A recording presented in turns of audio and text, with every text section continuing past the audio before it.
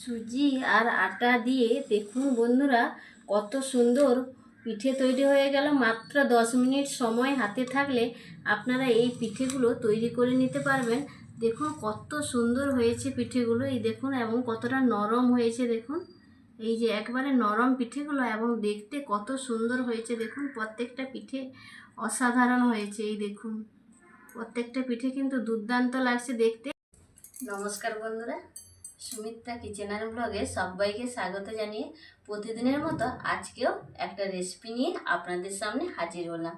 তো আজকে আমি আপনাদের সঙ্গে একটা পিঠের রেসিপি শেয়ার করব। দুদিন ধরে প্রচুর বৃষ্টি হচ্ছে বন্ধুরা, তো এই বৃষ্টি ওয়েদারে পিঠে খেতে খুবই ইচ্ছে করে, ভালো লাগেও পিঠে খেতে। তো আজকে মাত্র আটা ও সুজি দিয়ে আপনাদের সঙ্গে দারুণ স্বাদের একটা পিঠের রেসিপি শেয়ার করব। তো আশা করি আপনাদের ভালো লাগবে। তো পুরোটা জুড়ে স্কিপ না করে পুরোটা প্রথম থেকে শেষ পর্যন্ত দেখতে থাকুন, আশা করছি ভালো লাগবে। পিঠে তৈরি করার জন্য আমি এখানে বাটিতে নিয়েছি 1 বাটি সুজি। তো এই সুজিটা আমি মিক্সিতে দিয়ে একটু গুঁড়ো করে নেব, তার জন্য একটা মিক্সিং জার নিয়েছি। এই দেখুন, এই জারের মধ্যে আমি সুজিটা দিয়ে দেব।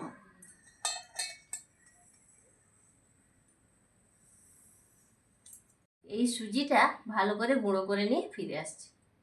সুজিটা গুঁড়ো করে নিয়ে চলে এসেছি। এই দেখুন, খুব সুন্দর মিহি গুঁড়ো হয়েছে।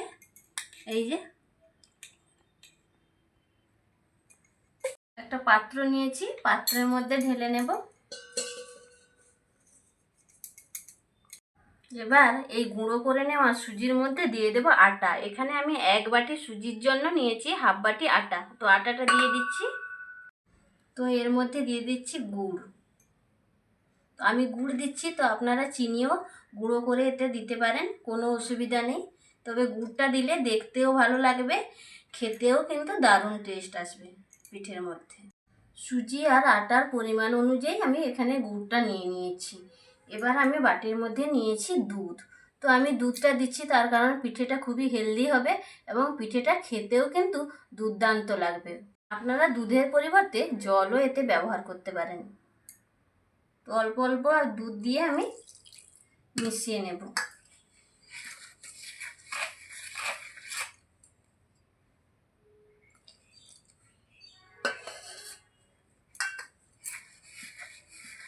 অল্প অল্প দুধ দিয়ে আমি একটা ব্যাটার তৈরি করে নিয়েছি। এই দেখুন, ব্যাটারের ঘনত্বটা ঠিক এই রকম রেখেছি। তো এটাকে 10 মিনিটের জন্য ঢাকা চাপা দিয়ে রেস্টে রেখে দেব। তো 10 মিনিট পরে ফিরে আসছি, আপনারা কোথাও যাবেন না, সঙ্গে থাকুন। 10 মিনিট পরে ফিরে এলাম, ঢাকা চাপাটা উপরের আমি খুলে নিয়েছি। এই দেখুন, 10 মিনিটে সুজি দেওয়া আছে যেহেতু ব্যাটারটা অনেকটা কিন্তু ঘন হয়ে গিয়েছে। আমি এতে আরও অল্প একটু দুধ মিশিয়ে দিচ্ছি।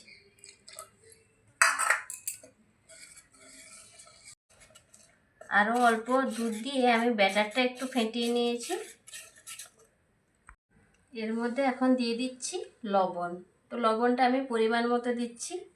যে কোনো মিষ্টি জাতীয় জিনিসে একটু লবণ না দিলে খেতে ভালো লাগে না, টেস্টটা আসে না, তাই একটু লবণ দিয়ে দিলাম। পিঠের মধ্যে ভালো ফ্লেভার আনার জন্য এখানে আমি এলাচ গুঁড়ো করে নিয়েছি। এখানে হাফ চামচ মতো এলাচ গুঁড়ো রয়েছে, এটা দিয়ে দিচ্ছি। এই লবণ আর এলাচ গুঁড়োটা আমি ভালো করে মিশিয়ে নেব।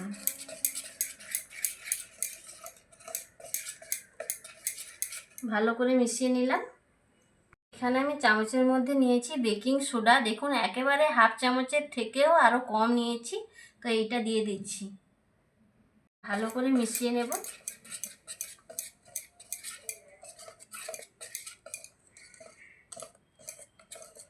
ভালো করে মিশিয়ে নিলাম। পিঠেগুলো তৈরি করার জন্য দেখুন, এখানে আমি একটা আব্বাম প্যান নিয়েছি। তো এই প্যানটা আমি অনলাইনে অর্ডার দিয়েছিলাম, এইটাই আসতে বাকি ছিল, এসেছে। তো এই ঢাকনাটা কিন্তু এর আগে রেসিপিগুলোতে আমি ব্যবহার করেছি, আপনারা দেখেছেন। তো এটাতে একেবারে রেসিপি করা হয়নি। তো আজকে এই আব্বাম প্যানে আমি পিঠেগুলো তৈরি করে দেখাবো, আপনারা সঙ্গে থাকুন। পিঠেগুলো তৈরি করার জন্য রান্নাঘরে চলে এসেছি। গ্যাসটা অন করে আব্বাম প্যানটা বসিয়ে দিয়েছি।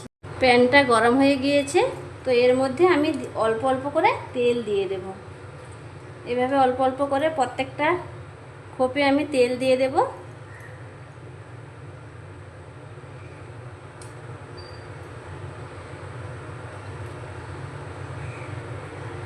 প্রত্যেকটা খোপে কিন্তু আমি তেল দিয়ে দিয়েছি। এই যে ব্যাটারটা আমি তৈরি করে রেখেছিলাম, এই ব্যাটারটা আমি এক হাতা দিয়ে দেব।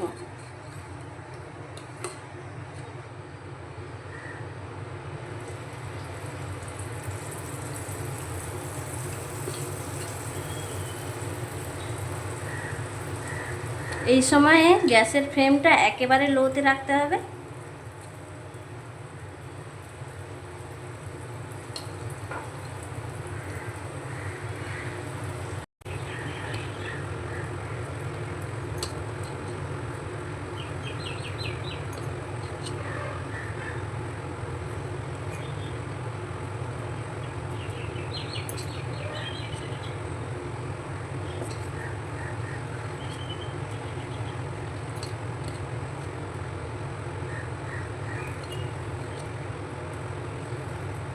থেকে একটা ঢাকা চাপা দিয়ে দেব 2 মিনিটের জন্য। তো 2 মিনিট পরে ফিরে আসছি। 2 মিনিট পরে ফিরে এলাম। এবার ঢাকা চাপাটা খুলে নিচ্ছি। তো এইবার আমি উল্টে নেব। দেখুন কত সুন্দর পেছনটা হয়ে গিয়েছে। তো এইভাবে আমি উল্টে নেব।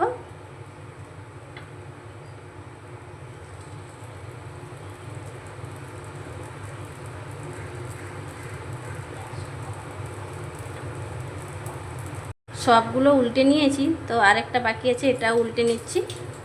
তো আবারও আমি 2 মিনিটের জন্য ঢাকা চাপাটা দিয়ে দেব। 2 মিনিট পরে আবারও ফিরে আসছি।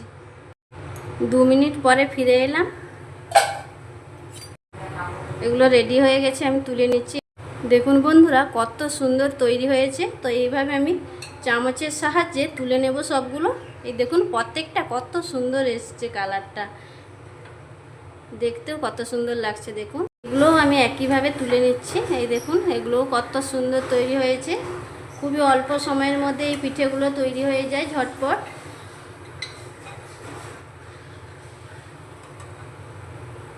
সবগুলো পিঠে আমি ভেজে নিয়েছি। তো এটাই লাস্ট, এটাই বাকি ছিল, তো তুলে নিচ্ছি। এই দেখুন কত সুন্দর তৈরি হয়েছে পিঠেগুলো। প্রত্যেকটা পিঠে কি অসাধারণ হয়েছে দেখুন।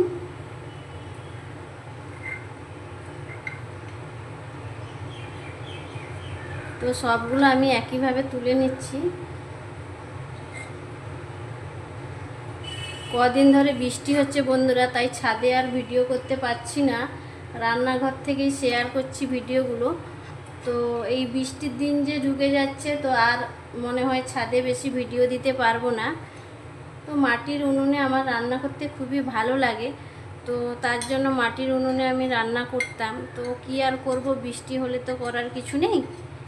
তো বৃষ্টির দিনগুলো আমি রান্নাঘর থেকে আপনাদের সঙ্গে ভিডিওগুলো শেয়ার করব, আপনারা আমার সঙ্গে থাকবেন। তো দেখুন কথা বলতে বলতে সবগুলো পিঠে আমি তুলে নিলাম। সবগুলো পিঠে আমি তৈরি করে নিয়ে চলে এসেছি। এই দেখুন কতগুলো পিঠে তৈরি হয়ে গেছে। তো আরও অনেকগুলো তৈরি করেছিলাম। তো পিঠেগুলো তৈরি করতে করতে আপনাদের দাদাভাই তো অনেকগুলো খেয়ে নিল। তো যাই হোক প্লেটে সাজিয়ে নিয়ে চলে এসেছি। দেখুন পিঠেগুলো কত সুন্দর তৈরি হয়েছে। এই দেখুন প্রত্যেকটা পিঠে কিন্তু অসাধারণ হয়েছে। এই দেখুন কতটা নরম হয়েছে পিঠেগুলো এবং কতটা সুন্দর লাগছে দেখতে। দেখুন তো আমি একটা আপনাদের ছিঁড়েও দেখাচ্ছি যে ভেতরটা কত সুন্দর হয়েছে। এই দেখুন একেবারে কেকের মতো তৈরি হয়েছে, জালিদার। দেখুন কেউ দেখে বুঝতে পারবে না যে এটা পিঠে তৈরি হয়েছে, দেখে সবাই বলবে যে কেক তৈরি হয়েছে। দেখুন ভেতরটা পুরো কেকের মতোই জালিদার তৈরি হয়েছে এবং নরম তুলতুলে হয়েছে। এই দেখুন এবার খেয়েও আপনাদের বলবো যে পিঠেগুলো কেমন হয়েছে টেস্ট।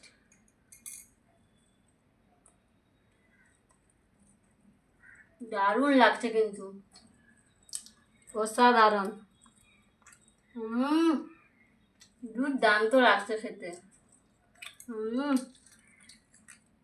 একটা খেয়ে মন ভরবে না এই পিঠেগুলো কিন্তু। আর এই বর্ষা বর্ষা ওয়েদারে যদি এরকম পিঠে থাকে বন্ধুরা, পুরো জমে যাবে। দারুণ লাগছে, অসাধারণ। এবারে সেই স্বাদ। পিঠেগুলো কতটা সুন্দর হয়েছে আপনাদের তো কেটে দেখালাম পিঠেগুলো, তো আর খেয়েও দেখালাম যে কেমন হয়েছে পিঠেগুলো। তো আপনারাও এইভাবে বাড়িতে ট্রাই করবেন। খুব অল্প সময়ের মধ্যে, মাত্র হাতে যদি 10 মিনিট সময় থাকে, এক থালা পিঠা তৈরি হয়ে যাবে।